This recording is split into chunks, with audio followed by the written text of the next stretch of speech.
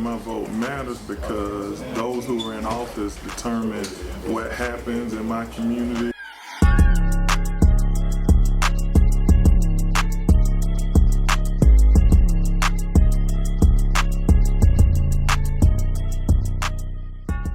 So for the last 7 years, we've all become familiar with the phrase, Atlanta influences everything.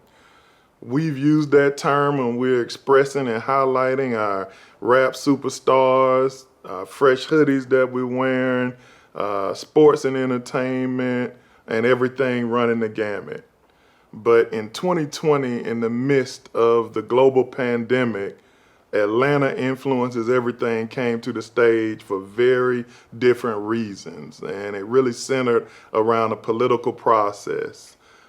Today, we get an opportunity to talk about the momentous events of 2020 where Atlanta's vote influenced everything. And today, I've got a great group of young and not so young men to talk about why the political process is so important and really evaluate, does my vote really influence everything?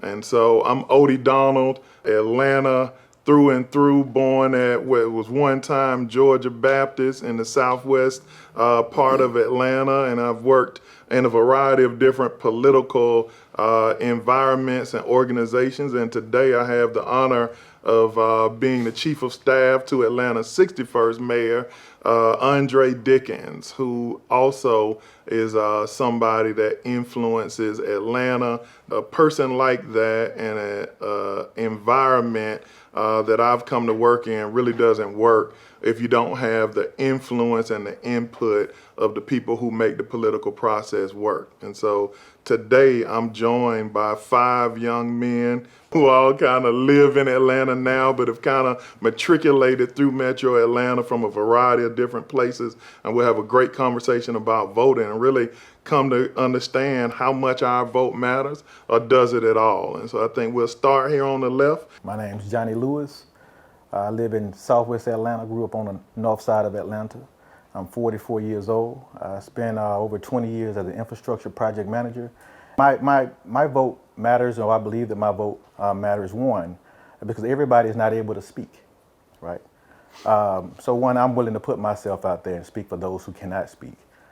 And also, two, those that's coming up behind me. While I may not be able to benefit for some of the votes that I've cast over the years, I'm pretty sure that my family that's coming up behind me will be able to benefit from that vote, or those votes.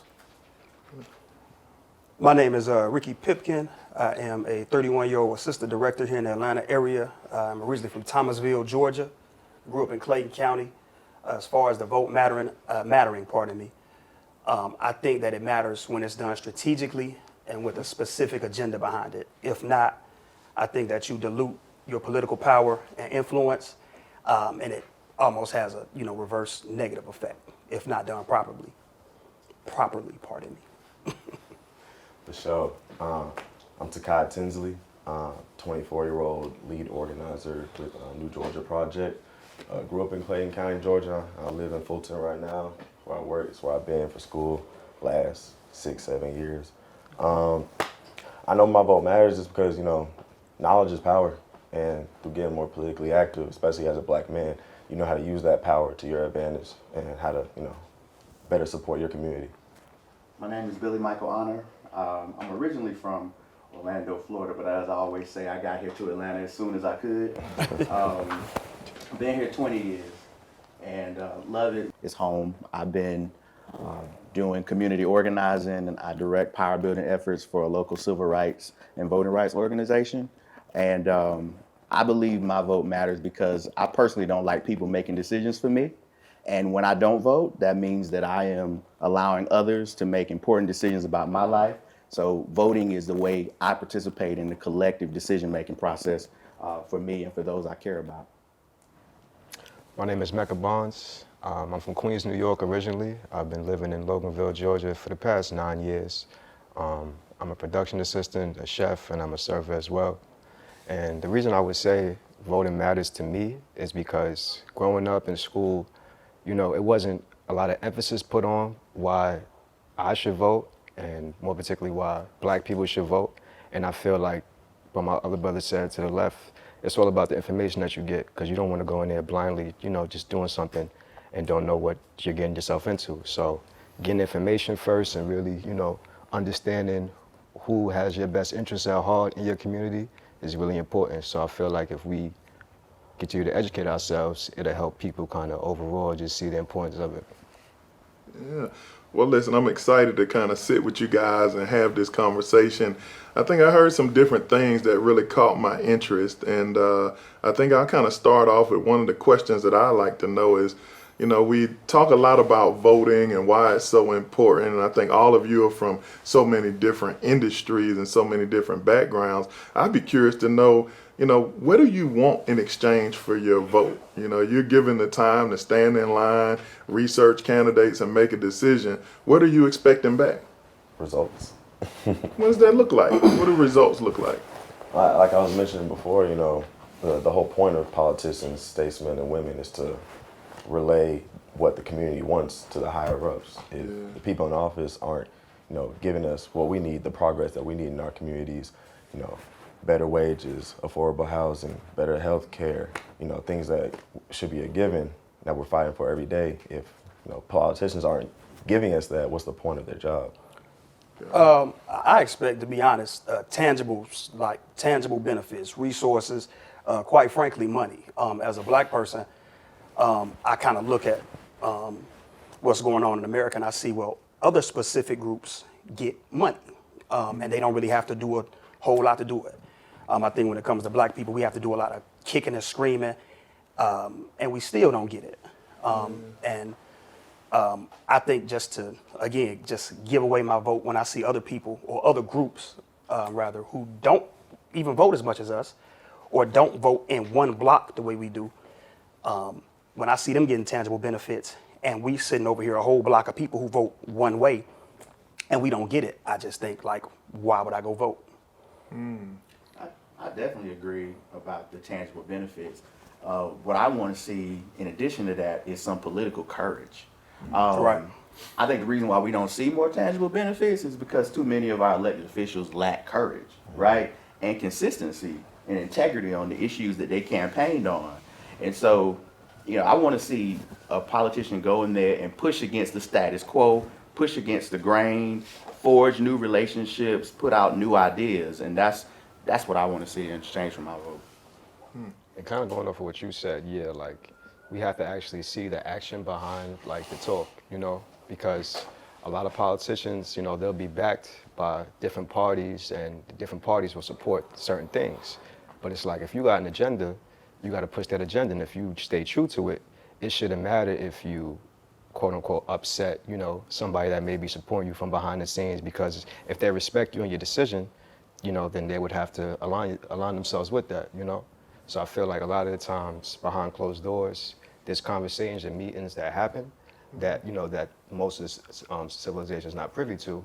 And it's just like, they want to get things done, but then they'll spin it around and say, we'll do it later, and, word it like this and give us breaks like that, but not really tackling the main, objective. So it's like what he said, we can't be afraid to really stand on what we stand on. As voters, Johnny, I'll let you take the first stab at this. As voters, what can you do to make sure you're holding these politicians accountable? I know I work in local government, so it's very easy.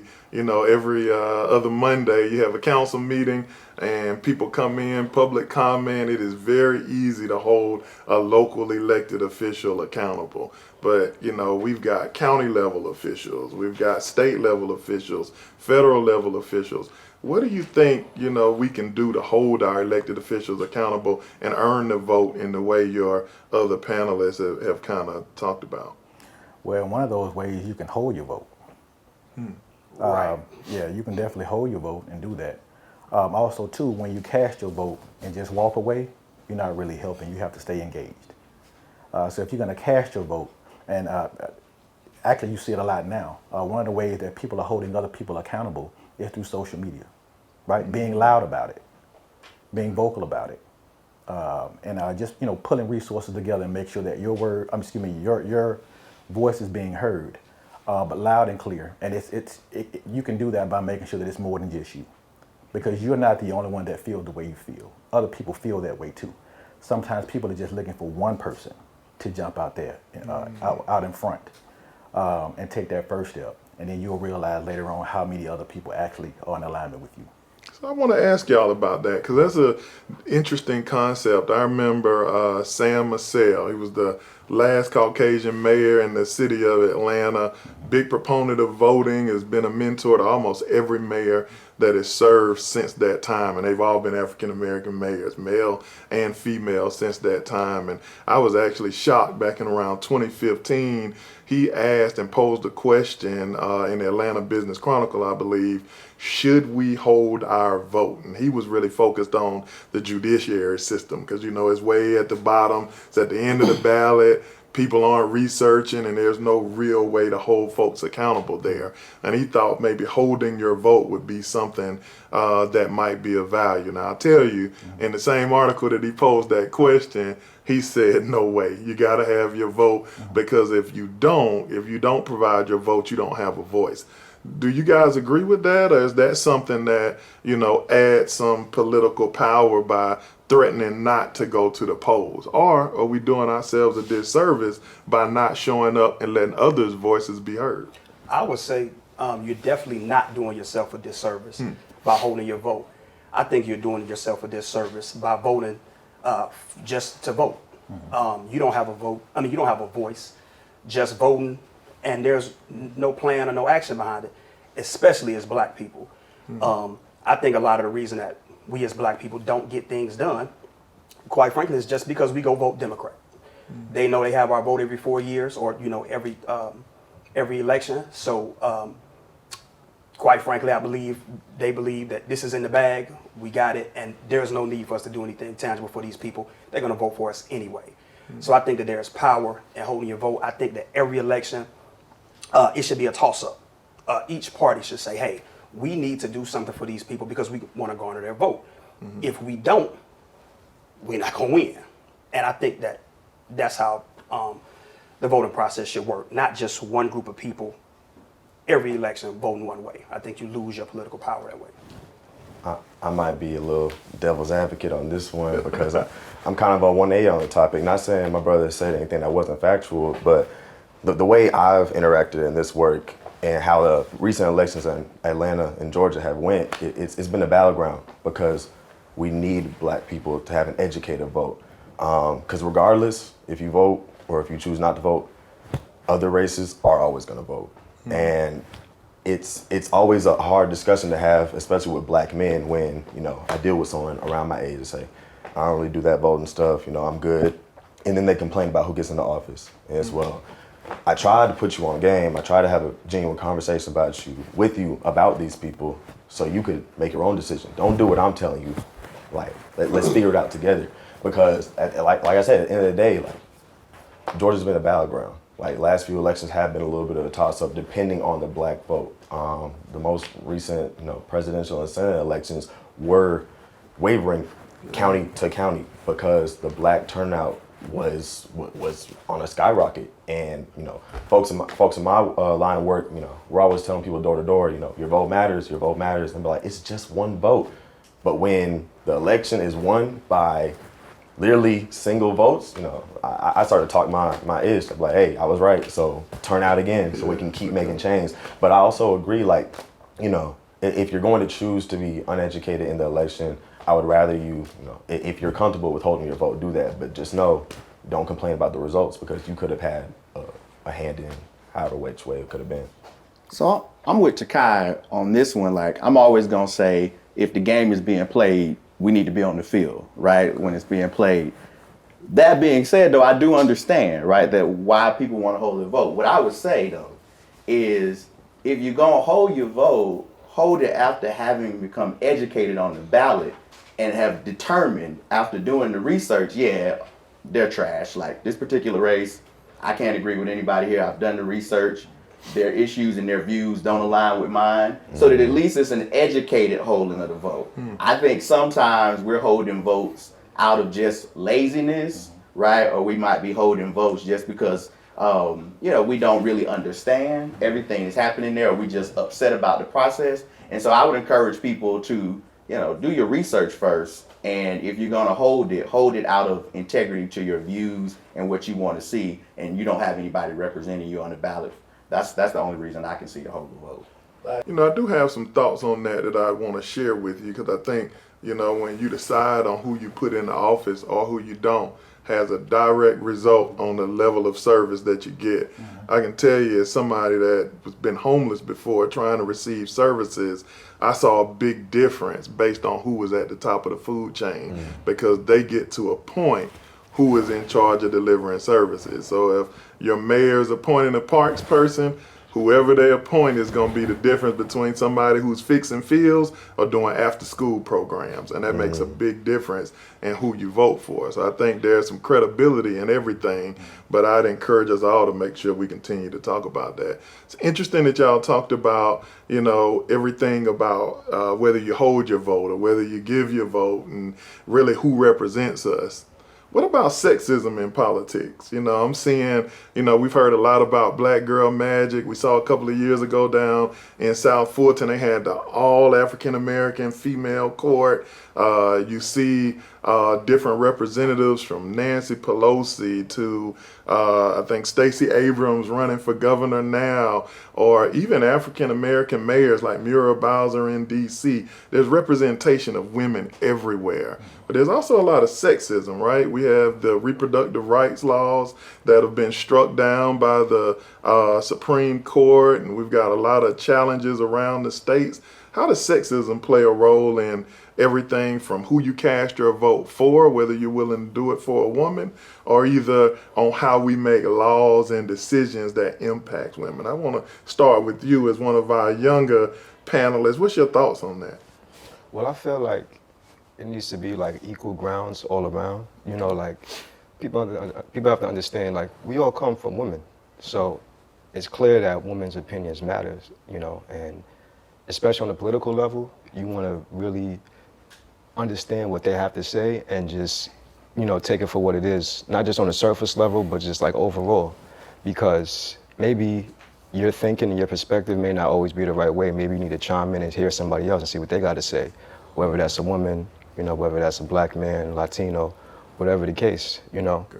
And as far as like when it comes to just how they're doing in the Supreme Court, how they're treating abortions right now, like, personally, I think it's wrong, because it's all about your choice, and that is a woman's choice at the end of the day. So a man's place in that, it shouldn't be, at all, even a topic, personally. But I understand it's a very controversial thing. But it's like, me growing up, I have a lot of women in my family, so I had a lot of wisdom that the women had gave me over the years. So half the times I'd be wrong about a lot of things, and then, the woman in your life would tell you, like, no, this is how you're supposed to do it, this is the right way, and then now you gain a different perspective. So when we see our Black women becoming mayors, becoming senators, becoming politicians, rising up in the ranks, it's great to see, because now it's actually like, well, somebody's actually giving them a platform that they should have been had already, Johnny, what do you think about that? We talking about, I think you've been around probably the longest of all of our panelists, seeing a lot of different, a little shade, but a little difference in all of the rise of whether it be Black Girl Magic or, the first women mayors or women governors from around the country. What are your thoughts on how sexism plays into politics? Well, when you look at the history, right, it's been very difficult for women to break into that space. But how I look at it, I would like to remove male or female from it and just look at it from a human perspective, right?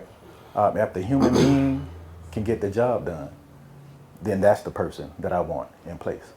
So when you look at some of these things that we've been trying to get done, there's been men in those places that have been unable to get those things accomplished. However, if it's a sister or as a woman, we put that in a place and give her a chance to get that done, there's a chance she can get that done. Well, I got a final question for you guys when it comes to that. So we've talked about the importance of having women, and I think I've heard specifically African American women, but I've also heard, taking gender out of the decisions. but we've included race as a very important part of the decision-making process when you're choosing leadership or the representation you want. How important is it to have female representation when we're making decisions on everything from reproductive rights to, education and really everything in between? Does that matter? Is it important to have, gender as a consideration? Or is it one of those things where it's not the same as race when it comes to picking your political affiliation or your next leader who will represent you? I would say that it doesn't matter to a degree. As a black man, I will vote for anybody who can bring some tangible benefits to black people the same way they do everybody.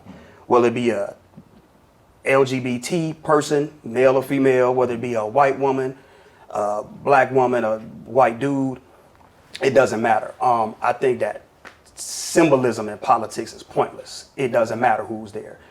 Just get the job done, and I think more black men would be willing to come out and cast their vote. I hate going after my brother because I always give him the 180. He spit just facts, but I'm gonna give the other lens. I definitely think gender matters, specifically for the reasons that Mecca was bringing up. Women just know better, especially in times like this when we're talking about reproductive rights and reproductive justice, and it's men making these decisions, majority white men making these decisions like that. That's not okay. Representation matters because they give a different perspective. Like we were touching on in the previous question, women, specifically black women in these spaces don't get the same regard. You see a white politician, he's strong, energetic, he raises his voice, he's bold, he's powerful. You see a black woman do the same thing. She's aggressive, she's mean, she's not taken serious. And we need those perspectives in higher places in times like this in 2022 because it's like Mega said, bro, 9 times out of 10, they are more knowledgeable on these type of subjects, or at least they can give their stories. We can't give a story about anything going on in that regard when it comes to what women can do with their bodies, because we're men. Which one would be more important, the representation or the results? That's what would matter more. I think they go definitely hand the in results. hand, because you need good representation to foresee good results, And it's like kind of what he said, you can't expect to make decisions off of somebody's life and how they perceive it if you never walked in their shoes. Representation doesn't always give you results, though. All black that's people what I'm saying. and kinfolk. Well, That's Billy, what I meant. give me a little insight on this. So we're talking about results. We're talking about representation. I want to hear from you on whether we can actually get the representation that we want without having, or the results that we want without having the representation that we desire as well. Are they one and the same, or can they be separated? No, they're one and the same. I mean, we're in a Georgia. We got to remember that in Reconstruction, we actually had black representatives who were put into the state house to represent it, but because of their skin color, they were excluded. Right? They were excluded from seats that they were put into simply because of their skin color. And what did we see as a result of them being removed? We begin to see all the results, right? Then all of the victories that have been won for us begin to decrease by their absence, right? And so I do think that there's a power in presence and being there, and you can see a vacuum of results when it is you remove certain types of representation. I'll say this final thing real quick. We got to be honest with one another. And in this election in Georgia, we got to call out our other brothers, right, who are making litmus tests for candidates that we don't make for other people. Like I hear people say, oh, Stacey should change her hair. I ain't never heard somebody say a male politician should change their hair, right? Like just in order to represent us, right? And so those are types of things that I think having women candidates also helps to unmask the patriarchy in the electorate and push conversations that we need to have. I think that we can kind of look at history and just see. We've had black politicians, we had a black president, and black people was getting shot left and right. And he could, to me, you could stop that stuff overnight. You could put these people in prison. You could say, hey, I'm gonna have my Justice Department investigate these police departments, and nothing happens. So I think in theory,